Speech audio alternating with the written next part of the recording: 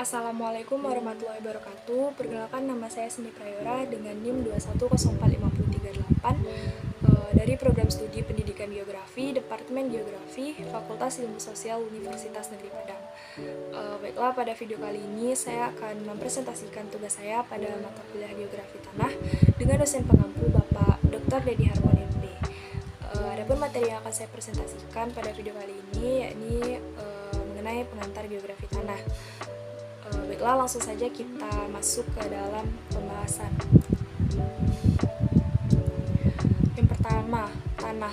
Tanah adalah akumulasi tubuh alam bebas yang menempati sebagian besar permukaan bumi yang mampu menumbuhkan tanaman dan memiliki sifat sebagai pengaruh iklim dan organisme yang bertindak terhadap bahan induk dalam keadaan relief tertentu selama jangka waktu tertentu pula.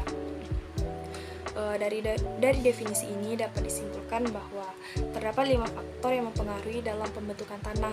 Yang pertama ada iklim, kemudian organisme, kemudian ada bahan induk, relief, dan waktu.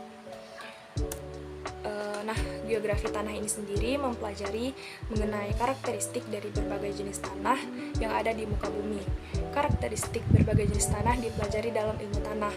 Namun pada geografi tanah lebih menekankan pada sebaran dari berbagai jenis tanah dan mempelajari faktor-faktor penyebab mengapa terjadi perbedaan jenis tanah antara tempat satu dengan tempat yang lainnya. Kemudian tanah dapat terbentuk apabila tersedia bahan asal atau bahan induk, dan faktor yang mempengaruhi bahan asal. Bahan induk terbentuknya tanah dapat berupa mineral, batuan, dan bahan organik. Sedangkan faktor yang mengubah bahan asal menjadi tanah yakni berupa iklim dan organisme hidup.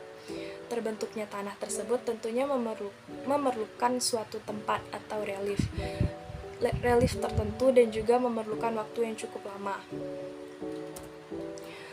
Kemudian ada faktor-faktor pembentuk tanah. Yang pertama ada bahan induk atau bahan asal. Bahan induk merupakan bahan asal yang nantinya akan terbentuk tanah. Bahan induk dapat berupa mineral, batuan, dan bahan organik. Kemudian ada iklim. Iklim merupakan faktor paling penting atau paling dominan dalam pembentukan tanah, karena iklim bersifat aktif dalam mempengaruhi bahan induk. Oleh karena itu, istilah yang digunakan dalam proses pembentukan tanah adalah weathering atau pelapukan. Unsur iklim yang berperan dalam proses pembentukan tanah ada temperatur udara dan curah hujan. Kemudian yang ketiga ada organisme. Organisme yang paling berperan dalam pembentukan tanah adalah vegetasi. Mengapa demikian? Karena vegetasi mempunyai kedudukan yang tetap dalam waktu yang lama, berbeda dengan manusia dan hewan yang selalu bergerak atau berpindah tempat. Kemudian ada relief dan topografi. Relief berpengaruh untuk mempercepat atau memperlambat proses pembentukan tanah.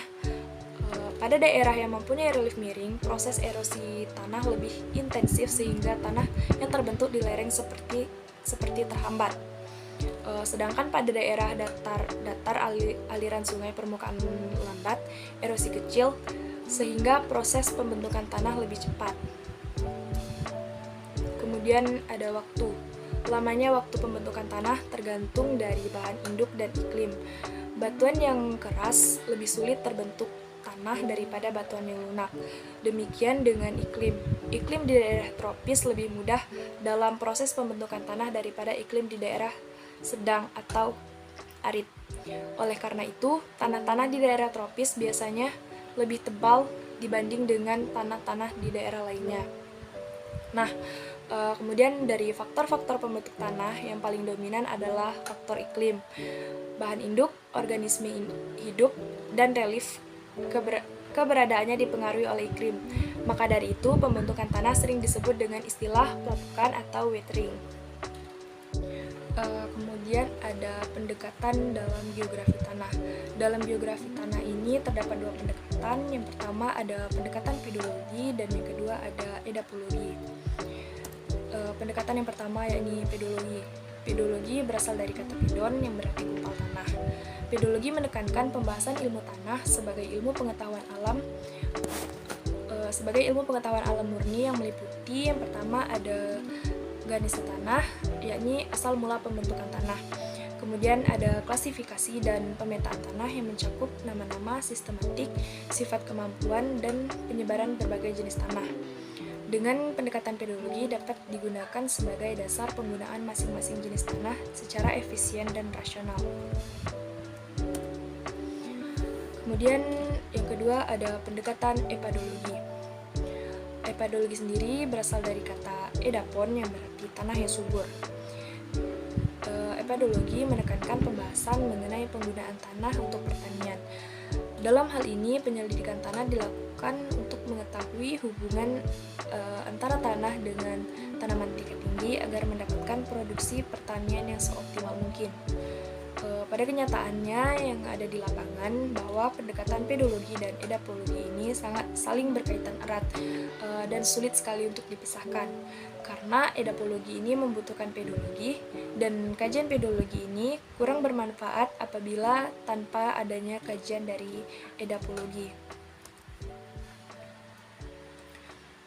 Baiklah, mungkin itu saja yang dapat saya sampaikan. Apabila terdapat kesalahan dalam video ini, saya mohon maaf. Sekian, terima kasih. Assalamualaikum warahmatullahi wabarakatuh. Bye.